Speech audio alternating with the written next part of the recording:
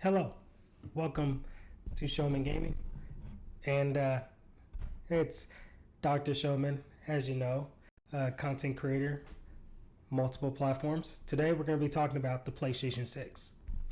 Well, I don't know how well the PlayStation 6 is going to do, but PlayStation has been in a bit of hot water lately. I'm sure you guys have seen that PlayStation has just been going down a wrong road for a really, really long time. And to hit this point home even more, it seems like they're doubling down. Let's start with some of the things that PlayStation have done in the past few years that has rubbed gamers the wrong way. So, starting off with this, PlayStation has done some things like have an interview with, having Mark Cerny have an interview with, I don't know who these people are. Maybe there's some sort of fabrication company. And he's talking about how, the new next generation of PlayStation will use AI for, game engines and for processing. And, a lot of people just felt like this was everything but what we wanted, is announcing some new games. It was just this random video that was just weird that nobody wanted. And it shows that PlayStation's priorities are just out. It's just all over the place, right? So the next thing we need to talk about is the lack of exclusives. And when I say the lack of exclusives, I mean, like, I'm not saying we don't have great games, right? As you can see, all the games you've just seen on this screen, Ghost of Yotai, Spider-Man 2, these, God of War Ragnarok, but there's very few, and then you have a bunch of remakes, like you remade, The Last of Us so many times. I'm looking forward to Wolverine, but I don't know if PlayStation's going in the right direction as far as like keeping enough first-party studios. I mean, let's be honest. They haven't really tried to put out enough exclusives. And on top of that, relying on just third-party titles, which there's, to be honest, not so many anymore. It just feels like PlayStation's just scraping by. Whereas the competitors are, at least, if they're not making enough exclusive first-party title games and laying off a bunch of people and closing great studios like Hi-Fi Rush, referring to Xbox, at least they've got some new blood or some new management, like the recent new Xbox CEO, and are providing value in a way, in a certain way by, having the Game Pass. But is the Game Pass enough? And if PlayStation had a similar model, would that be enough? I mean, besides, if you're going to be pricing future machines at the level of PCs, you might as well just get a Steam machine, or you might as well just get a dedicated PC set up and spend the extra couple of $1,000, and then pay for Steam games, which has generous discounts all the time. So PlayStation, I don't think, really understands what's going on here. Not only that, we have to get into what's going on with, just in general, PlayStation's strategy going forward, especially when it comes to the digital and physical future. Now, we know that for a long time, game purchases have been swaying towards digital. But that doesn't mean the consumer still doesn't want a choice, right? The consumer still wants a choice. And PlayStation failed to realize that. They announced recently that they're going to stop working on or stop creating or manufacturing whatever physical game disc. Sucker, are y'all crazy? This was the craziest thing I had seen. PlayStation announcing that they will no longer have physical game disc in 2028, starting 2028. And the backlash is unprecedented. I'm going to tell you the icing on the cake that makes this worse. Not so long ago, they removed so many movies from their PlayStation store due to a digital license agreement. And there were so many people that was paying for that service on PlayStation. Now, I don't know the ins and outs and all the details. All I know is that a lot of content that people purchased and paid for is gone. So what do you think will happen when digital game discs go away? If for some reason that third-party license is no longer valid with PlayStation due to a deal that didn't come through or didn't renew.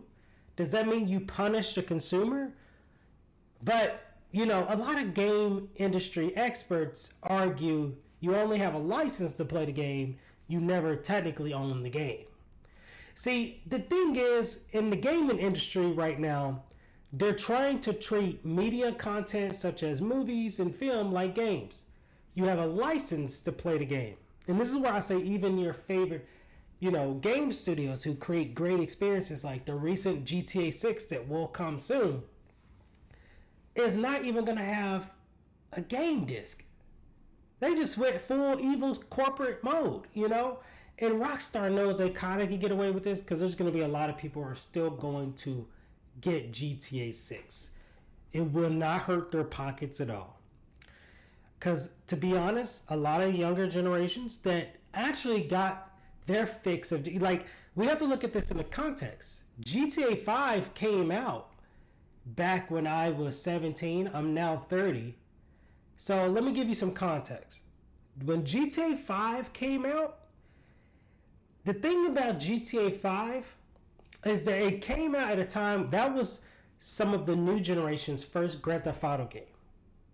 That means they didn't play any titles prior to GTA 5, right? The word GTA 5, I don't even know if it means that much of a significance because they never played 4, 3, and 2, and 1 or any of the spin-offs. They just know Los Santos. And that was their biggest sales yet. And the most players they've ever had online. Yeah, they had a whole thing. Their game lasted. And you gotta understand, this YouTube has made GTA something else entirely. It wasn't like GTA 4, where people would post mods about the game, maybe post some gameplay. But the reason why it's different this time is because that was when GTA, I felt like, hit mass market.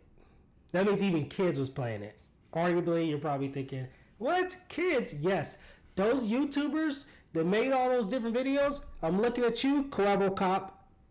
They made GTA what it is today. Whether we like it or not, Jelly Roll, all these content creators that made the silly GTA content with mods and races. The kids love those colors in the game, you know. You know what I'm talking about. You've seen it. This is where now GTA 6, all these kids are hearing this and saying, oh my gosh, I can't wait to play online. I can't wait to watch the YouTubers play this. I can't wait to see the content, the YouTube shorts, the TikToks. I don't think you understand this game is bigger than, it's bigger than the game itself. But they're going to use GTA 6 as that industry spearhead to make this normal. Where it's not about the players. Yes, we want to make the experience great enough as a game, but we also understand that it needs to be a service as a game.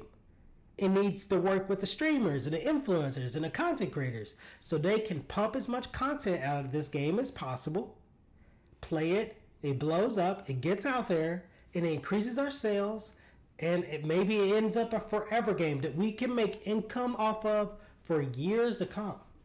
That's why PlayStation tried so hard to make live service work. But Marathon ended up being a disaster, and now Destiny 2 is closing its doors. What happens to Bungie after this? Do they get laid off too? Do they split up? What happens?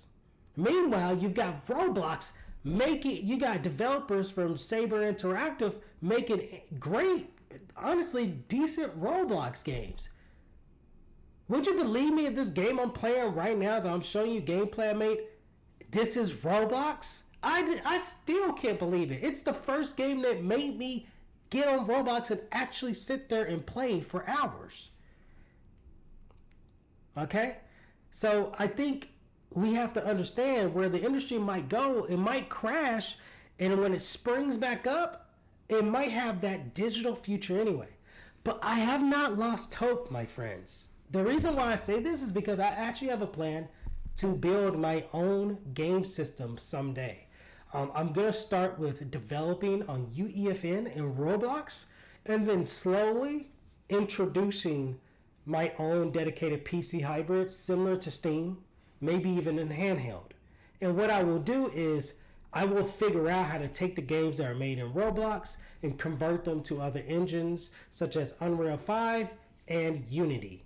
That way, we can easily sell these games as physical copies, and you can buy these games maybe in store or from our own online store or whatever. But at the end of the day, from the top down level, as you can see here, we have games that may have been developed for mass market, Roblox or UEFN, so it could be on a Fortnite platform and Roblox. And then we kind of start developing the games backwards to where maybe they're even better if you buy the physical version. And then you can play them on disc on our /PC hybrid, because it will be still proprietary, meaning you could play that game as a disc on only our system, but at the same time, you could, just play it as a download or through the Roblox platform. Some game, and then when we get big enough, maybe we have development teams that make only exclusive games, meaning they could be physical disc or downloaded from the Oryx store, and you can only get it from the Oryx store. So these are things that I'm working on. As a developer, I've gotten into Roblox because it's harder to kind of get your foot in the door, especially if you're trying to go into a gaming studio, and I just have no desire for that.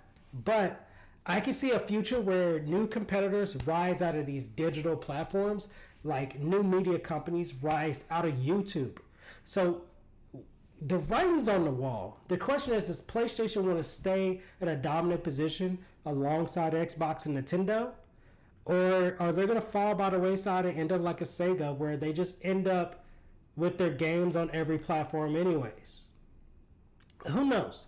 Sony is a huge company.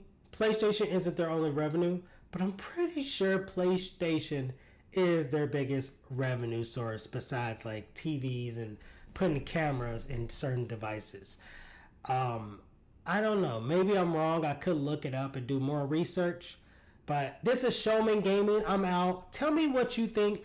Also, if you're interested in Oryx and stuff like that, all you have to do is support this channel. The more people who come to this channel, watch the videos and check out the content, the more time and money I get to work on Oryx, because I think it is the future to kind of use these platforms to prop yourself up.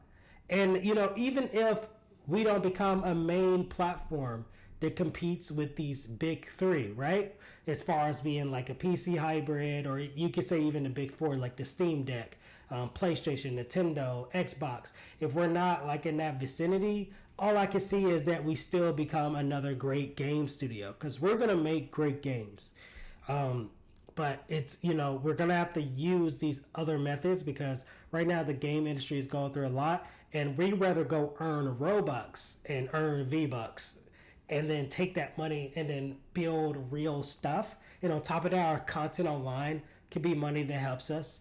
We do have a Patreon down below. If you like the content you see, you want to see specific topics, subscribe to our Patreon. And and this little buddy will be here and there. So thank you so much for checking us out. Welcome to Showman Gaming. See you later, gamers.